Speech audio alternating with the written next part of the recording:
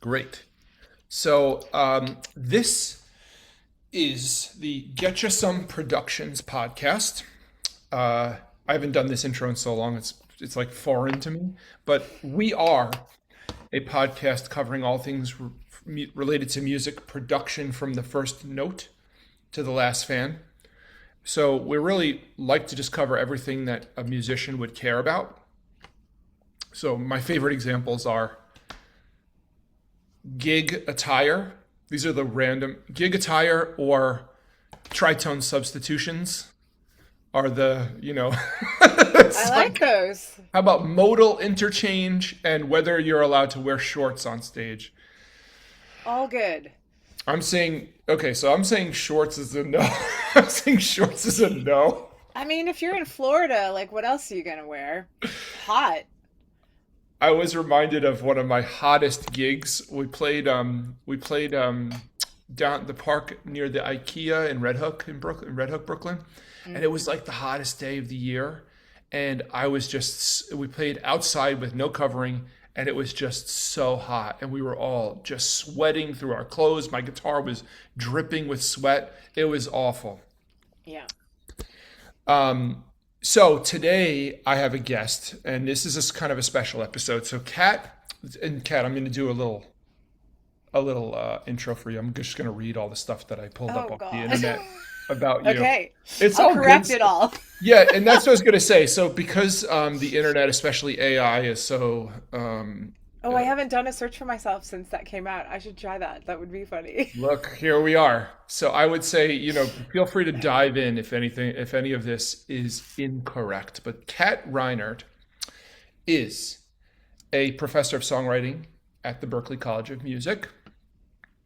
You teach stuff like songwriting foundations and lyric writing and the business of songwriting. I do. It's my Awesome. favorite class.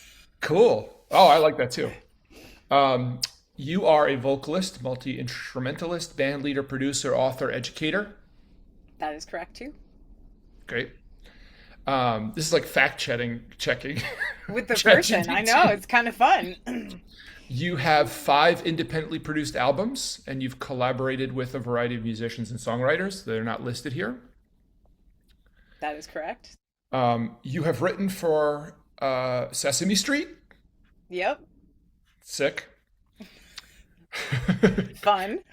Oh, you have books I on do. songwriting, contemporary voice, and Uh, music education. yes. Well, I have a book on songwriting.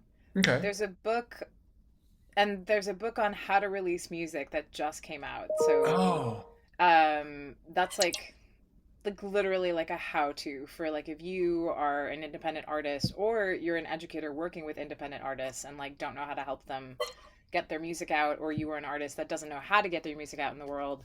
We break it down for you into like really easy manageable steps, like everything from the creative piece and the mixing and mastering to branding to like what is copyright and how do you secure to make sure that you're protected, to like all the DSPs and like how do you actually like and what kinds of different ways can you get your music out, not only like through Spotify and the big streaming services but also things like Bandcamp and YouTube mhm. and other places. So there's lots of, yeah, it just dropped in November, so that's pretty exciting. And then I have Cool. chapters in books about a bunch of other things, but not like full books that So I've I'm a written. huge fan of books. Yeah, me too. I like physical books. You can see behind me, I'm like, I know. Well, putting you my, can't see, but like right here, going up about 4 feet is books. yeah. Yeah.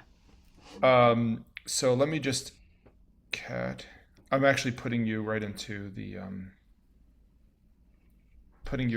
Amazon Oh, yeah, to it'll come pull up up the there. book. It's a really cool cover. How to release music. Yeah. Dude. Okay, so actually I'm gonna buy it right this instant.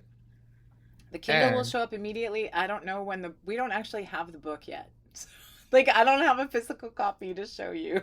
oh, that's okay. Okay, so you But know what? Hang on but a it second. does So exist. Like, you can get it. We just don't. I just don't have a copy yet because the all right. our author copies haven't arrived. So That's fine. So actually one cool thing is for me, is that I'm an Amazon affiliate, Ooh. and So you so can review our book? I can review this book. Amazing. I can That's review so this cool. book, and I will, and I will put a link immediately. Well, not immediately. When the show comes out, I'll put a link in the show notes that people Cool. can buy the book. But Awesome. this used to be Yeah. something we like to do on the show, was talk about books, I and mean, then we wrote it because they're just like it was funny because when we wrote the book because we wrote it in 2000 through 2023, I think.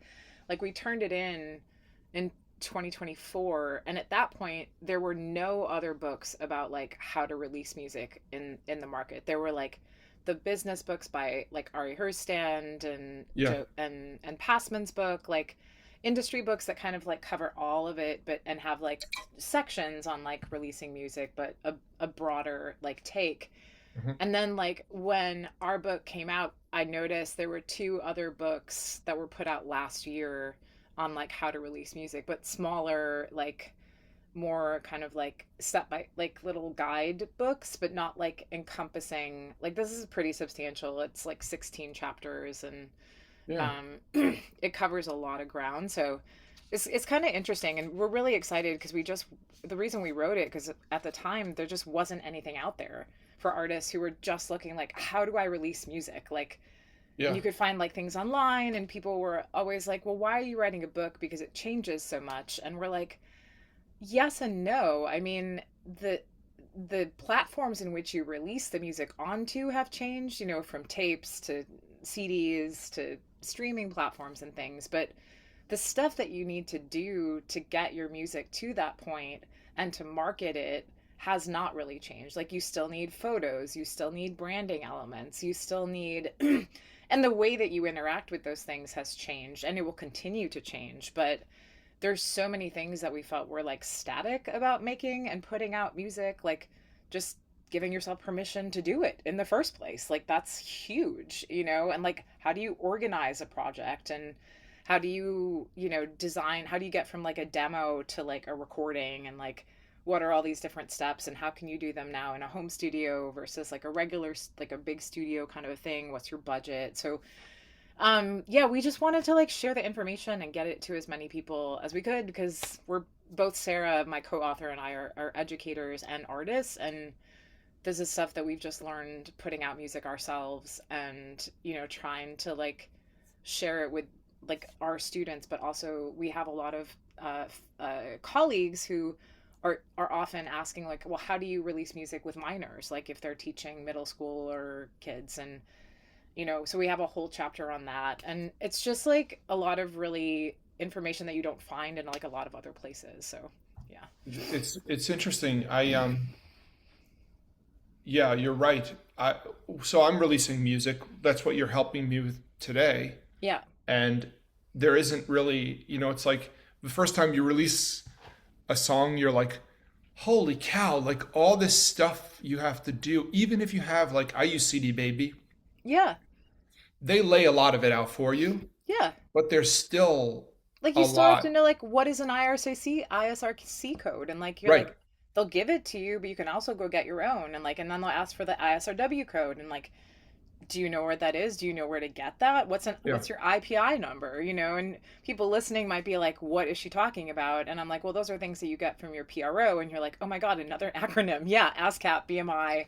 Like, what are these like? There's so much jargon that like that you just and if you don't do these things, you're basically missing out on potential income, right? Like Yes. as in the pennies that it will become, but like at the Hmm. same time, if it did blow up or something happened to it, like if you don't have these things set up, you can't collect any money, you know, or and Yeah. we break down like how much it costs to like I mean, you have to get like 500,000 streams, you know, consecutively to like generate $2,000 a month off of your music, which is and and it's just like so it's also a reality check for especially younger, you know, people who are putting out music thinking, "Oh, well, I'm going to put it out and like I'll make my income off of streaming." And I'm like, yes, I have former students that are doing that, but they're netting like millions of streams like on the regular, and they are making money from those things because they're at such a like threshold number that like it is possible for an independent artist to make that, but you have to have like enough people listening to your music to do that, and Hmm. that takes a whole set of other like things that you have to like make happening, whether it's going viral once a week or like TikTok, or like you have to have enough like eyes on you to generate that amount of people listening to you. And that might not be everybody's goal. So it's just like it's breaking down like what this stuff actually looks like and where to find everything, and there are links. And with Oxford, there's also like when you buy the book, there's a companion site like online where we have like PDFs and resources that people can download and templates for like project management and things like that. So there's like an interactive portion to the book too. So you Oh, can go and cool. like get resources if you're trying to like release stuff and you're not sure where to start. So Nice. That's awesome. I it's cool. I sort of wish that there was something, there's so much that goes into being an independent musician, yeah. and I kind of wish there was like a place to go where it was just like, a step by step. Here's all the things. Here's exactly what you need to do. Here's why it's important. It's Yeah. very fragmented right now, and it's hard to get the advice you need Yeah. um, as an independent musician. Um, you know, I don't make my money doing independent music, but it's still like something that I focus on pretty heavily in my Yep. life. But I don't make any money doing it. I make like, $20 a year or something Yep. through streams. And people, but here's the thing, $20 in streams is insane. It's a Like the lot, fact that I actually. even make that, like people are like, oh, that's nothing. It's like, do you understand like how many friggin' streams I have That's to get so to many. make Like, $20? I know, and It's a it's such lot a more than you think, you it know? is. And when I teach business of songwriting, we talk about that and like other ways to monetize things like newsletters. And like if you have 1,000 people on your newsletter, like generally 10% converts. If those 100 people go and buy your album on Bandcamp for $10, you just made lots more money than you're ever going to make, on streaming for that number of people listening to it or buying it. Like 100 streams is you're not going to make anything. Like you'll Yeah. make 0.00010 cents or something like that. Whatever the math is. Um, yeah. Yeah, So, as an independent musician, you need to be pretty creative and entrepreneurial, yeah. and you need to have other ideas too, because the music itself, sadly, at least the like, I don't know what to call it, but like the packaged piece of the music, like putting it out there on streaming platforms is not going to do it. No. You need to have other No, income and it's a sources. it's a hard pill to swallow as an artist because that's what you want. You like I have this music and I put all my soul and heart into it, and like it's Mhm. always a hard lesson for the students to sit through when I'm like, listen, people don't care about your music, they care about you. And you have to, and it's not that they don't care about your music, but they need to care about you and something else to go and check out your music, and then they'll be a fan. But you have to figure out how to convert whatever you do creatively and whatever you are as a person into them going to check you out, and you have to Yeah. create this world for them. And for some students that's a really hard pill to swallow because they're like, well, they should just like my music. And I'm like, but like, do you like, and they're like, but I just like the music. I'm like, yeah, because you're a musician. Like, and at Berklee, because it's all musicians all the time that they're surrounded by, they're not always thinking like, I'm like, think about your mom. Yeah. Why, or your dad or your brother or your sister who are not musicians, like, why do they like the people they like? Hmm. Oh, because they did this and they did this and they did. I'm right, right. And like, that's how 95% of the world is interacting. We are a teeny tiny, but it doesn't feel like that when we're all together. So Yeah. yeah, but it's good. Like, I'd rather have them learn it there than 10 years out in the music world and they're frustrated. And I'm like, okay, well, like, just keep going. You got this. Berkeley is a good place for those people to be, It especially is. with teachers like you, and then the idea that and it's become so popular since the Passman book. Yeah. So I don't know when that was. It was like the 70s or something. It's been around Yeah. for I a mean, long it's time. what, like 10, 12 editions at this point. Yeah. Yeah, so but I think it's like now people have realized, and so the few that end up with have the privilege of going to school for it can certainly have a leg up. I do think I came up with this quote that because this is how I feel. One of the hardest things about being an artist is telling people you're an artist, you Yeah. know, or calling yourself an artist. Yeah. It's really hard, but I think that people who have trouble, and I'm a unique person because I I belong in front of a screen like this because temperamentally, Hmm. I feel comfortable in front of a screen and telling my story, and I'm okay with like the mistakes and the warts and all that. I feel like Yeah. I don't know why, but I'm just temperamentally different from a lot of people, but songwriters as artists should embrace it because whatever made you want to express yourself in the first place is what makes you special. Yep. And so your music tells the story, but also it's a beautiful thing to be able to tell your story not just through the music, but to speak about the music. And that's what we're going to do today. And I actually have a hard time with it. But like I said before, I have you to help me. And I'm also okay. I'm also totally okay looking like an idiot in front of, Oh, the I don't thousands think. of people, whatever, the 50 people who will watch this. Um, Let me just finish a couple more items. Yeah. Because you are the co-founder of Songwriting for Music Educators. Yep. That's correct. Is there a website for that? There is. It's songwritingforme.com, Great. which wasn't taken weirdly. Which wasn't what? Wasn't Songwriting. taken. Yeah, when we went to look for it, I was like, I wonder, songwriting for me, because it's both songwriting for you, like if you're an educator, it's for you, but it's also for music educators who are wanting to work with students. So it's kind of a both and like double Cool. entendre thing. You And should you should yeah. co-opt the Taylor Swift song "Me." No. No. So, you were the president of the Association for Popular Music Education. Yep, I was. You have a Yep, doctorate in music education. I do. I'm just what is it? What are the Is kids this called today? correct? I'm giving you your flowers, Sweet. so to speak. Um, There's stuff directed contemporary voice programs, higher ed, before returning to New York City and music. Yeah, I was the New York director City of and contemporary Boston. Were you voice at, somewhere else? yeah, I was at the University of Miami, so I was there as Oh, the contemporary voice director for 2 years. okay, So that's awesome. And yeah, now, okay, so and then it just says that you split your time between Boston and New York, but I you know, do do because I have people to, Berkeley's in Boston. It's right? not in New York, which is a bummer. Yeah, it's a bummer. They should It have is. they should have I mean, a New they York do, but it's only for master's students. campus or something. Yeah. Yeah, they do. It's Berkeley NYC, so, but that's for master's students only. So, not, and it's a pretty small program. So, Okay, that's cool. So we're going to talk about. So I invited Kat on my show to tell me about my song. to yeah. tell to Well, to tell ask me. questions about your song. Great, because yeah, we'll do all that. And I'm trying to see if I have the. I think I have the. I sent you.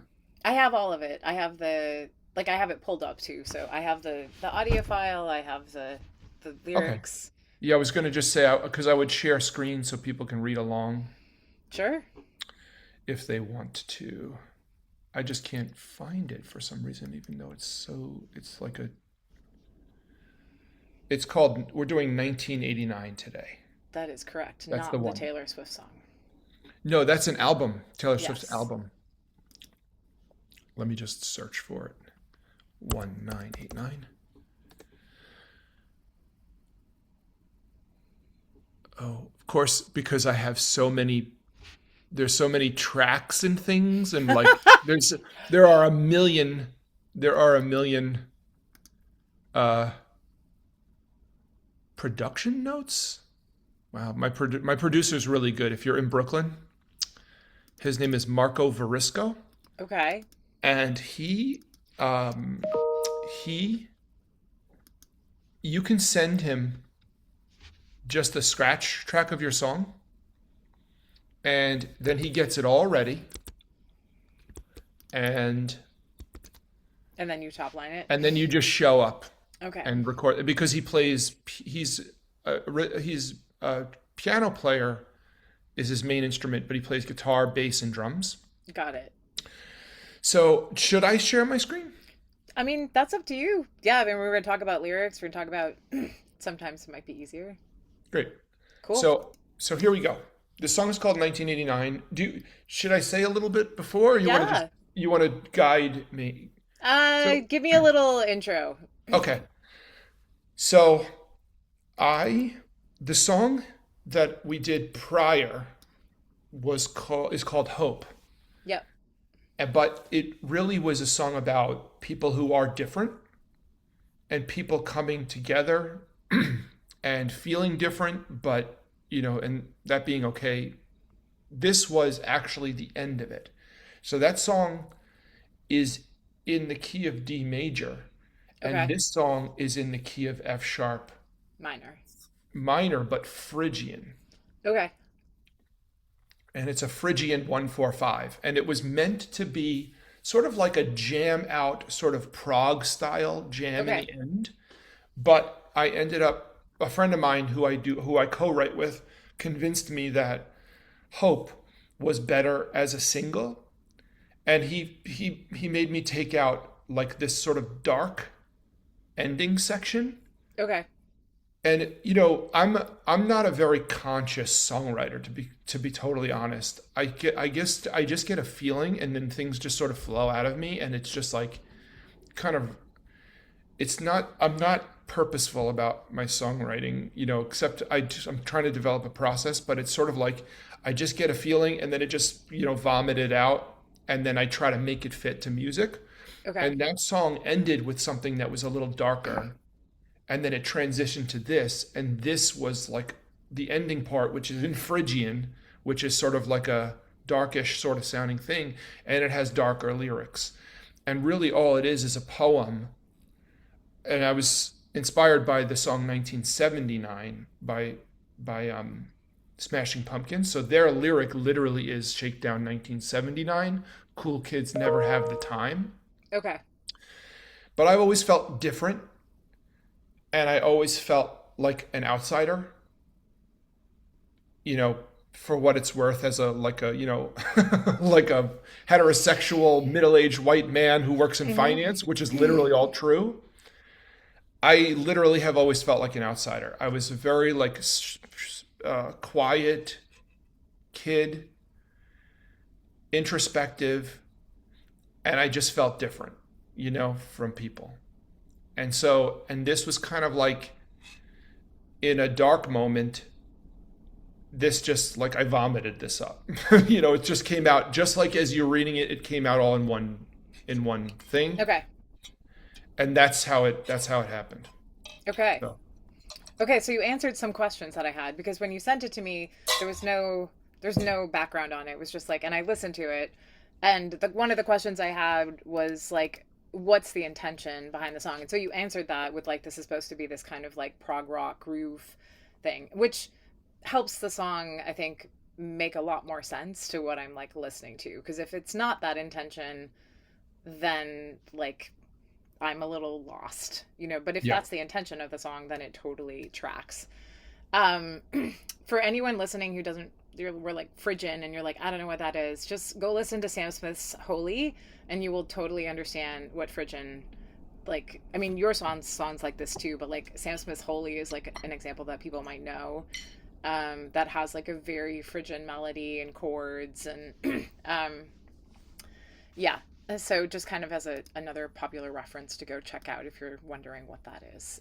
It's a Yeah. way of organizing notes to be a little creepy, a little like less sad, more like, I don't know. I mean, it's kind of creepy. It was like the devil's, like it had a lot to do with the devil. Like you weren't allowed to do it, to use this particular like mode for a long time because it was like outlawed and banned. But yeah. Okay. So I thought the music was really cool. Like Like I liked the whole like prog thing. I have some thoughts on the lyrics that and you explaining it that you just sort of like this is what happened is kind of what it sounds like, and I think that I don't know if you would re-record it, but if you did, Yeah. there's a one shift that you could make that I think would make the lyric stronger, and it's not a huge shift.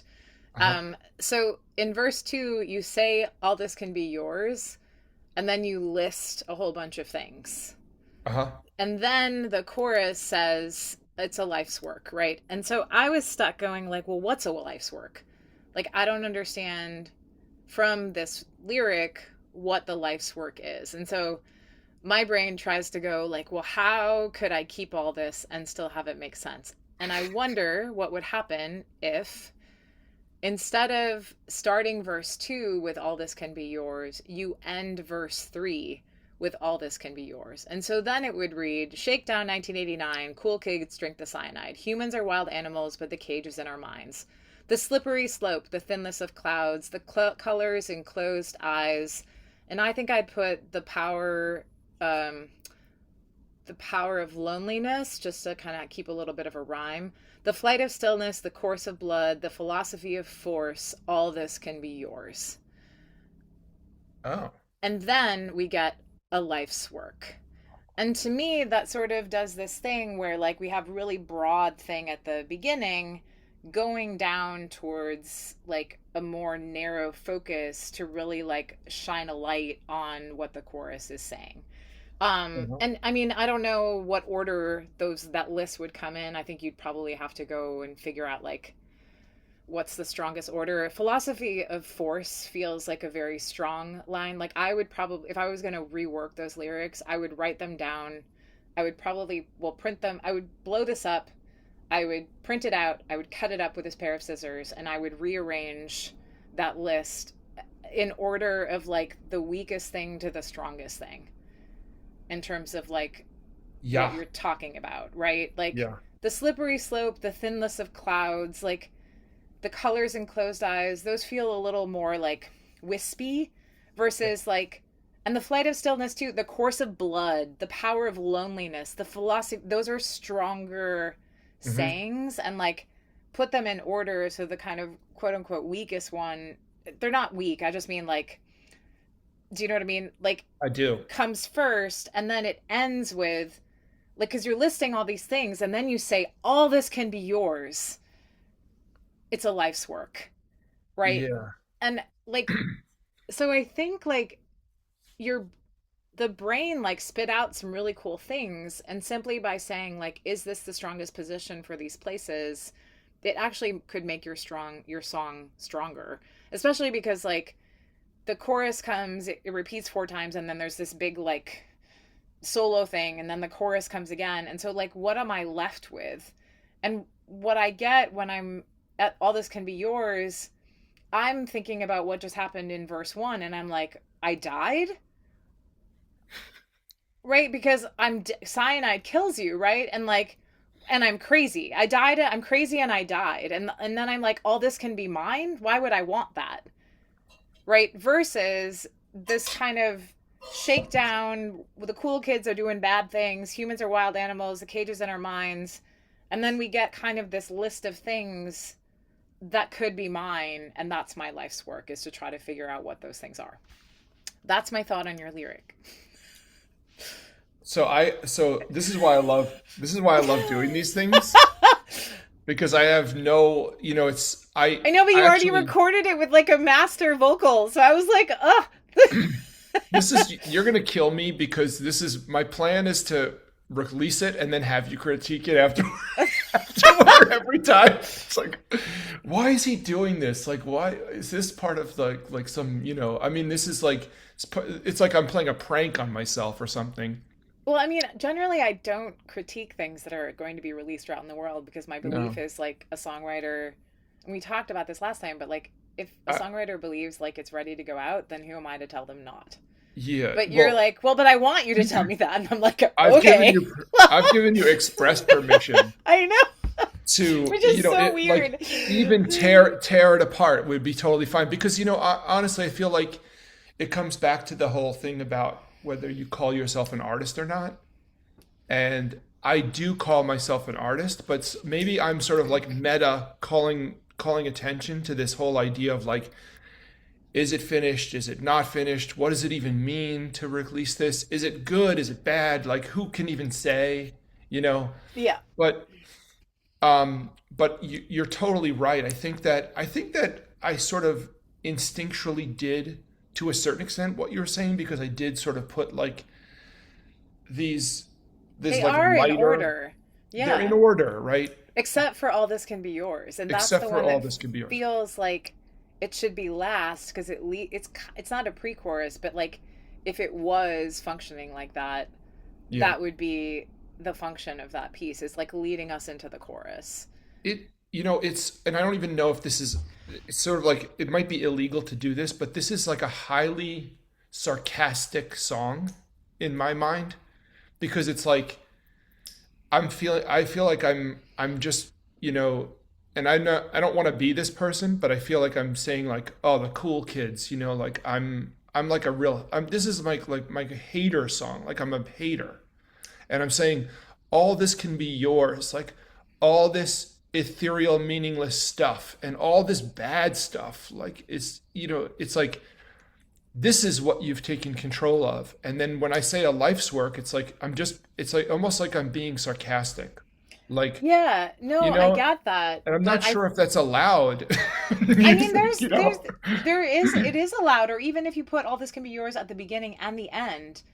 Like, Uh-huh. I think I just, like, when I read it and even when I listen to it, because All This Can Be Yours is a phrase that is, is related to whatever came before it, generally speaking. Like, when we talk about, we, like, Oh, when we say that in a conversation, I would say, like, um, the Christmas tree with the lights and the white picket fence and the blah blah blah. All this can be yours for yeah, $1 million, right? Like that's how we use this phrase, yeah, and you're using it like the backward way, where you would say something like, for blah blah blah blah blah, you can get the slippery slope, blah blah blah blah blah blah blah. Like we would use the line differently, and so I think right. I'm just looking at it from that perspective of like, I think it would be it's a strong lyric, but I think it would be even stronger if that position moved or you put it at the beginning and the end,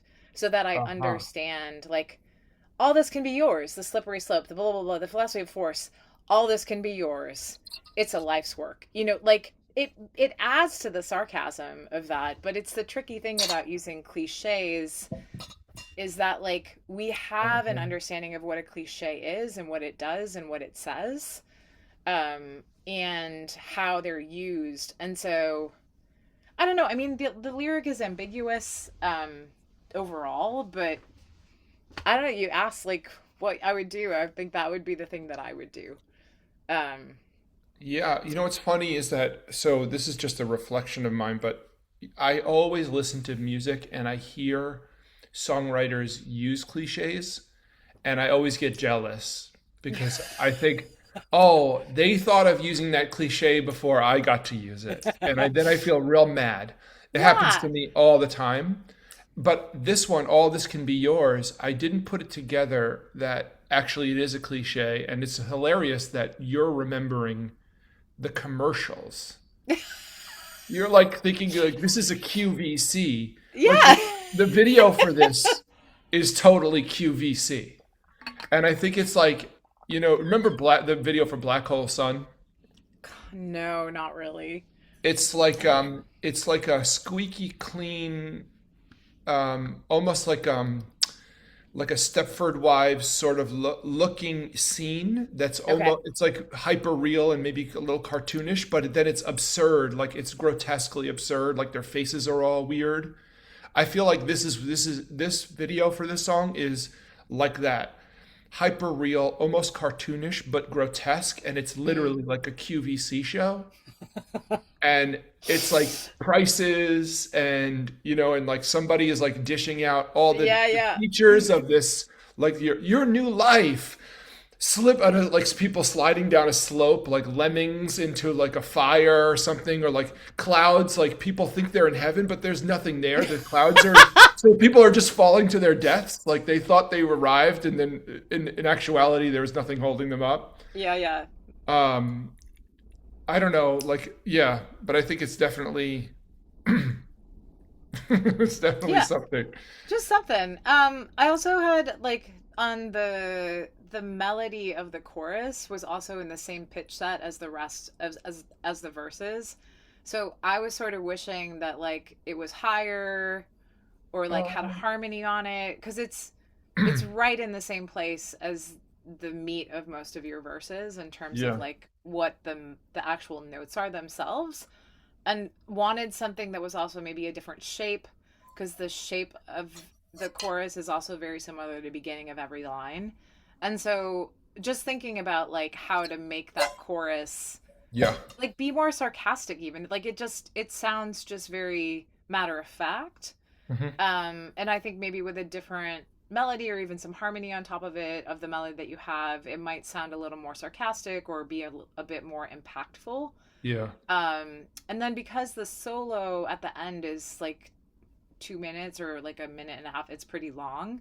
hmm And there's no other vocals, which I mean, from your explanation, I get that. But I also was thinking it could be potentially cool to have like a background vocal kind of pad singing like, life's work. hmm Like kind of as if like they were horns kind of in the background, not yeah. really like not the words in front, like the solo would still be like in the foreground of the mix and things like that, but they would kind of be these like synth pads but would be Totally. vocal stuff just to kind of keep that kind of in the presence of, and maybe not through the whole solo but maybe through like a little bit of it could be cool as like just a additional ear candy. Yeah. um Almost if there was a synth pad or horns that came in to like, you know just go like that a little bit. I do like But that those were idea a like lot. musical like thoughts on like that piece of it. To be honest, I don't even have a set arrangement Mm. for the song. Yeah, I Really, mean it felt pretty free, but like yeah, it was like what would I add? Like we were talking about like production and things like that, and it's like, well, what would I add to yeah. this, or is there something I would take away to bring something? And those were things that I was like, it might be interesting to try it. You might not work, but it was like something where I was like, I don't know, that'd be something to like explore. I like that a lot actually, and that I did use that idea once in my first record, and I loved the way it came out because it was like basically it was towards the end of a long solo. I don't do Yeah. lots of long solos, but usually one or two songs on a record have a long solo. And towards the end of it, like at the climax of the solo, it wasn't the chorus, but it was just the harmony parts of the Hmm. chorus. So the higher parts. Yeah. And it sounded so cool. It would And I sound really didn't think cool, about it like for a this, but it three does. stack harmony with like tons Yeah. of reverb on it and like Yeah. delays, like just kind of like it's there. And if you're not really paying attention, you don't notice that it's words. But if you kind Right. of hone in on it, you actually hear, life's work. Yeah. Like, and like these long kind of football, like whole note things going on. Yes. Swirling around in the background as like added texture behind the solo could be fun. It's a cool idea. Yeah. Um, I like yeah, that. and I think it would go in with like the amorphous and ambiguousness of some of the lyric, and capture some of the like vibe of that, just carrying that through. Um, So I, I do love that idea actually. So I think one of the things that I wanted to ask you about this song because the last time, so you know, fair warning, I guess, like all of my songs are kind of amorphous and yeah, abstract. I got that about your writing. It's cool. Like, But thank you. The last time we did it, you were like, "Oh, this is sort of." But I think it was more because it was more of a pop song, so it had yeah, meaning. And then your one of your criticisms was, well, it has meaning, but not enough. Like I didn't commit, and I didn't really follow through to make it come to Yeah. make them to really make the meaning of the song come through in all the lyrics. It was sort of there was some meaning here, but then it got sparse here, and it didn't really hit. It Yeah. didn't drive the point home, and then it followed up here, but then it's like you hadn't driven the point home, so what happened here? But this song, it was almost like purposefully Yeah. just abstract and amorphous. So did that come across Oh here yeah. No, more I so? got like totally ambiguousness here, and it feels like it's totally in that pocket of, in that Radiohead-esque kind of like space of like what are they actually talking about? I have no idea. Right. But you sort of do, or David Bowie stuff where like you kind of know what he's talking about, but you don't really. But it's like this feeling that you get. Like I get that from this. Um, even as it is, it's sort of like if you wanted it to kind of like not make more sense necessarily, but sort of just land harder if I'm listening to the lyrics. Like that's the reason to make the switch from that all this can be yours piece, where it would just it's still amorphous and ambiguous, but there's this sort of point that I can be like, oh, that's cool. Let me go listen again. Because when you listen to David Bowie or Radiohead, like you don't ever listen to those songs once. You're listening to them again to find the meaning, to see if you can figure out like what they're talking about, to see if you can like what does he really mean? I mean, there's like so many articles and journal things and like people guessing, like what did they write about? And unless they tell you, you don't know. So, yeah, I think this totally nails like it's in that pool of stuff, which I find really challenging. I have students that want to write in this, and so I always make a point of covering how to write like in ambiguous ways. Like there's all kinds of tools and tricks to share with students, but it doesn't always get taught in kind of mainstream songwriting because it's like Yeah. it's not it's not what most people are doing or listening to, but there's always a student in every one of my classes who wants to write more like this. And I Yeah. think it's always important to share like, hey, there are tools and there are ways to do this more, or if you're kind of trying to dip your toe in it, like how do you do it? How do you write something that feels like something and doesn't really say the thing it's feeling. So So I have questions for you, because that's really interesting, because I feel like most of the songwriting books that I've come across are like the pop formula yep. or like the Nashville style. Yep. And I actually have never seen a book on how to write like just like poem music or like Nope. abstract stuff. No, but there are lots of tools actually. Like I have an entire That's slide deck on like how to do it with like get at out. least 25 different slides and like different techniques. I mean, there's the cut up technique that I mentioned, like that's a William Burroughs thing, like the author used to do that and David Bowie took it from him where like you literally like write write down something or you take something from some and you print it out and you cut it up into like those little refrigerator magnet kinds of things and you literally start piecing things together to like have it make sense. I'll often do that with students. I'll take poems um, from other people that are kind of written about the same thing, so like a couple poems about snow from different people, and I'll have them cut them up and and like mix them all up and then start putting things together. And they can always use articles like a and the, like that stuff they can reuse, but any actual words they can't. So you're taking something from like something that already exists within a lane and you're piecing it together in your own way. And so like you don't really have choices of words, so you have to like make things work as best you can. But you can do it with your own work. You can do it with a song that you have. You can do it with like a journal entry where you're writing about something specific and then you just cut it all up and like try to piece together lyrics. But that's like one technique. But there's actually like a whole bunch of different things that you can do and work on to get better at writing ambiguous lyrics if that's your bag. Mm, Yeah, yeah. it's That's fun. it's totally, it's actually good to hear Yeah. Well, that and I it's didn't know. yeah.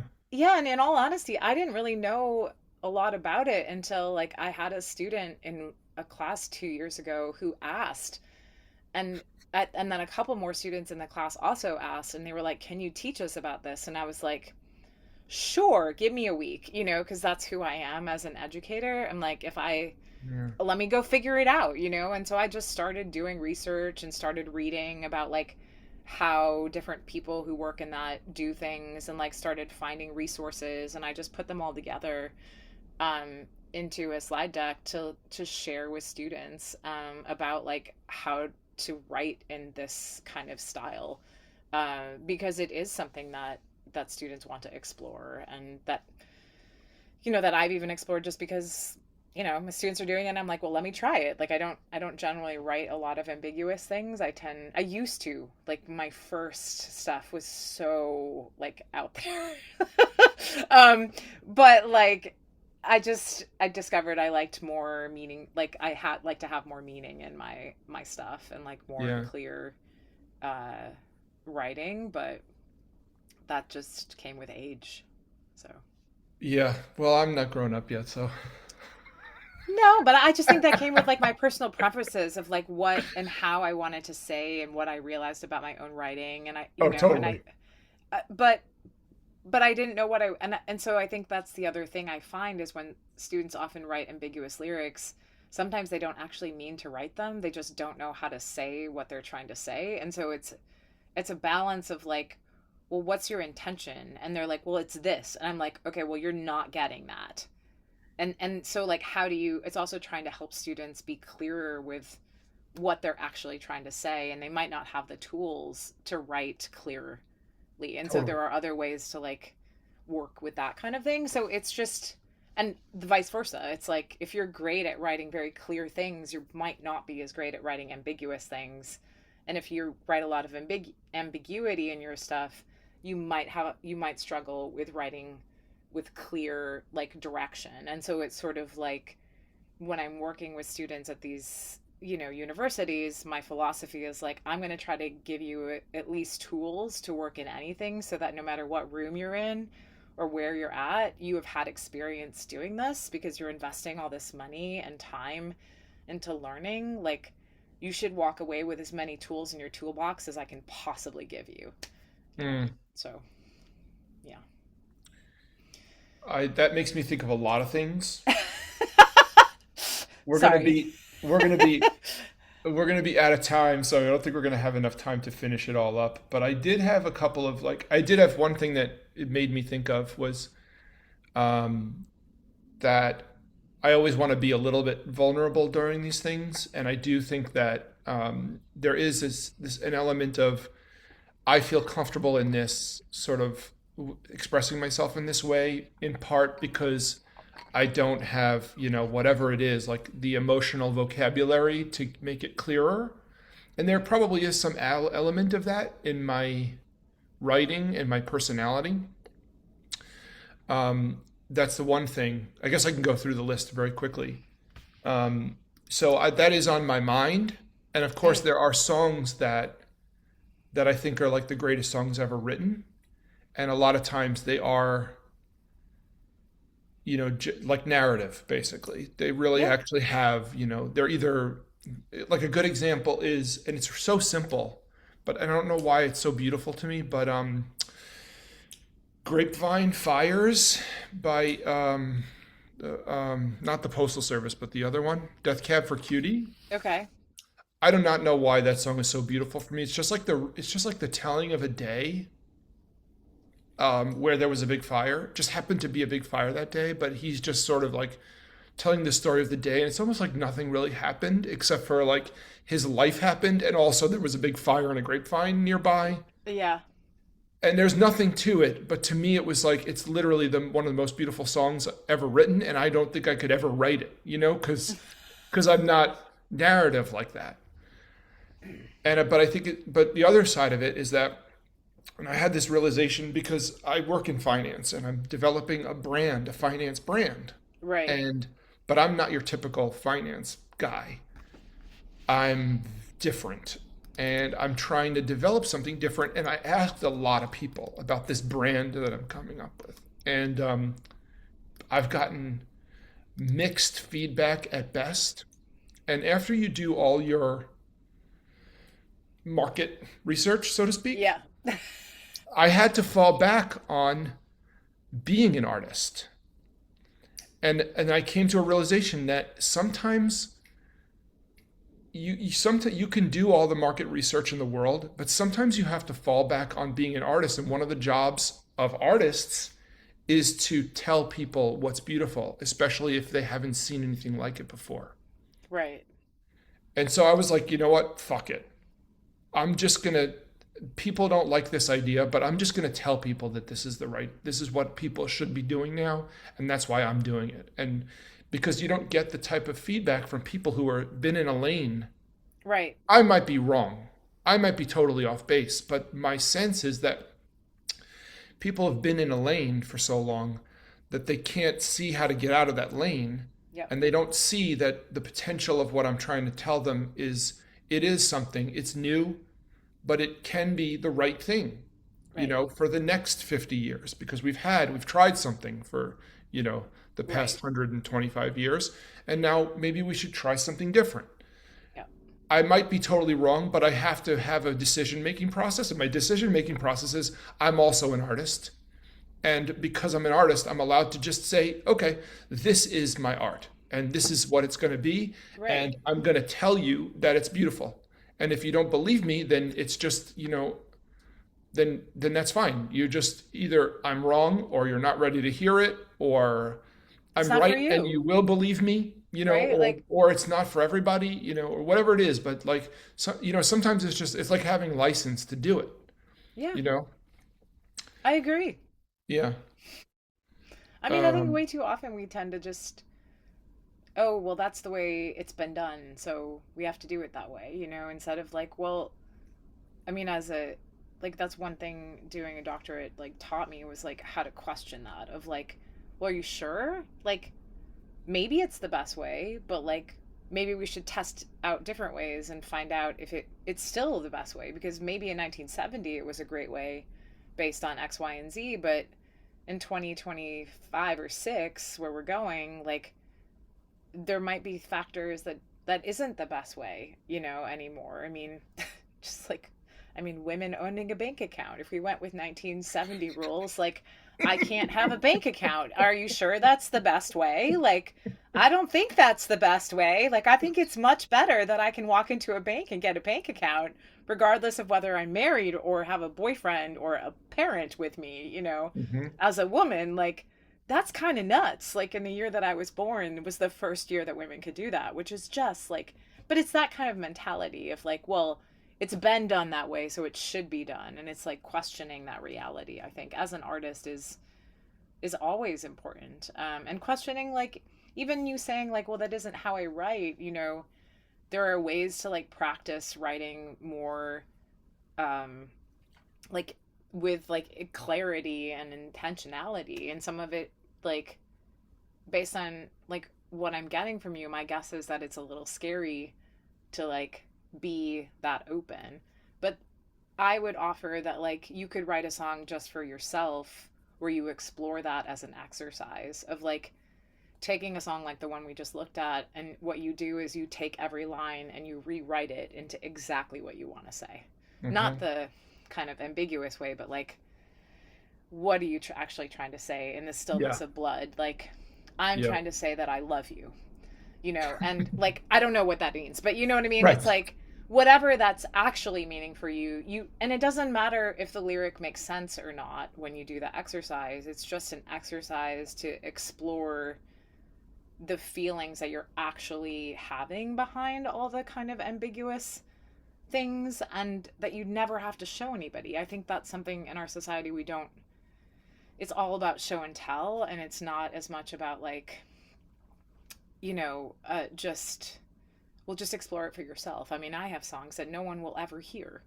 I didn't write them for anybody. I wrote them for me, to figure out my way through something, or to explore a concept, or practice something hard that I'm not used to exploring, or they just didn't turn out that great, but like, doing the exercise of writing them is still worth the time, and Mhm. uh it's always worth the time to make stuff. like good, bad, doesn't matter. Like it's always worth being creative. Like that's what we are as humans. So Hmm. yeah. Yeah. Well, I think you're right. I have been just like you said. I don't think I've. Well, there are some songs, but there's plenty of notebooks filled with stuff that you know. I mean, if when I'm dead they stumble upon them and crack them open, they're gonna find some really embarrassing shit in there. But and not just embarrassing like about the topic, but just embarrassing about how bad it is. Like it's not even what I'm trying to say. It's just like the way I said it was so bad, and so juvenile. But it's like, yeah, that's what that's what I Yeah. was like back then. It's like high Yep. school. Um, okay. Well, Yep. listen, dude. Um, I did you want to say anything else about the No. song or anything No. before we No, sign I off? think it was fun. So Okay, thanks for sharing. I'm very honored to be a part of this. So dude, this is like, you are this is something that happens to me all the time in this podcast because it's like, it's not like like Paul McCartney hasn't been on my show, right. but people that I probably shouldn't have on on a rinky-dink show like this, like you, I mean, Whatever. you're like a legit, and you're a legit songwriter, you're credentialed, you're actually really doing it, it's like, so it's really, this is one of the things, I mean, I feel super lucky to even be I able to know, do something like randomly this. finding each other on the interwebs. Like, Is that what it was? yeah, you posted something on Facebook and I like replied, like, and I was like, It, oh, that looks interesting. Like, why not? yeah, it was probably like, is anyone a professional songwriter who can help me with my songs, something like that, I or don't but know. wants to Like, do who it in cares? public? Yeah, but wouldn't mind doing it like in public view, something like that. It's all good. So yeah, so I appreciate you. I appreciate you coming on the show. It's a big deal for me. Well, you're so Um, welcome. It's always fun. I love these conversations. It's super it is fun. super So, fun. Do you have anything to plug? I mean, we plugged the book, and that's the awesome. book, And I did order it, and I will well, put. SFME is doing, this is relevant to our conversation, a song a day challenge in January. So what is it? What's the organization? Songwriting for Music Educator, so the company that co-own. Uh-huh. We do this is our fifth year doing it, annual songwriting song a day challenge, where Uh-huh. people can sign up and you'll get like a PDF with like 31 prompts on it, but you'll also get a daily email of inspiration to help you write. And the challenge is really just to do some writing every day, to be creative, to like try to make something, whether it's a little bit of a melody, it's a chorus, a verse, and I kind of take it one step further and write a full song every day. So it'll be the fifth year of doing that. And I try to do it within an hour. So I kind of give myself an hour to like write the song and post it online. Wow. The posting is not part of the process. Like we have a lot of people that do this challenge and they'll just send us little emails with like, thanks, this was really cool. So it doesn't have to be a front facing kind of an event for anyone. It's just sort of like a personal challenge to see if you can add some creativity into your life in January. So yeah, Oh, I so can. it's It through the starts month of January. January 1. Yeah. Oh, great. So So can we, because I suck at releasing these podcasts, can you send me the info for that I like will. right away? Yep. And I will. I'll I have put a that out link. Okay. first. And then because by the time the show comes out, I mean it'll come out before then, I'm sure, but I don't want people to miss out on that Yeah. since Well, it's and you could starting in do it. January. It's fun. Yeah. It's just like and there's no pressure. There's nobody saying like you have to do it or, it's sort of like noticing what happens when you try to do something creative every day and like Huh. I'm looking at January and I'm like, oh my gosh, I'm going to NAM. How am I going to write like when I'm Are in you going to LA? NAMM? Yeah, yeah. I'm presenting on form, so I'll be like speaking about form and songwriting structure. And then Oh, like cool. yeah, it should be fun. And then and then I have to start teaching at the end of January, and so that's always a little tricky of like how can I write songs while I'm teaching at the same day? Like where do I have the time? So yeah, but it's also just an exercise in like showing up. So Hmm. You know what? I'll consider doing it. I think I do feel a little pressure, like to be able to write a whole song. But if I could write a line a day or something, Yeah, I mean you the know? challenge is not necessarily like write a song. I mean that's what we call it, but it's Hmm. really just about being creative or trying to like do something, Yeah, in the songwriting realm every yeah. day for a month and see like what you notice. So, Well, yeah. what most people don't know about me, but some people do, about 550 people know this about me because That's a that's how many lot. people follow this YouTube channel. I have been doing 10 minutes of practice every day Nice. for over 1,600 days That's awesome. and posting that on YouTube.